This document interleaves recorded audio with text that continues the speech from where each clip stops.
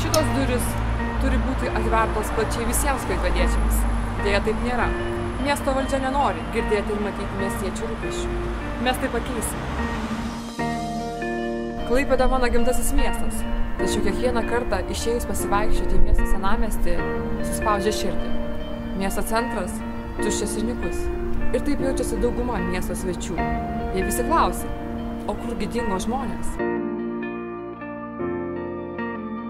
Šie namai buvo statyti dar tuo metu, kai automobilis buvo prabanga. Dabar tai yra būtinybė. Kiemuose automobilių yra labai daug. Tačiau vietos per pastarosius dešimtmečius jiems neatsirado daugiau. Tai kur žmonėms parkuoti automobilius, kaip privažiuoti greitajai ir ugniagesiams? Tokį vaizdą kiekvienas mes matome savo kieme.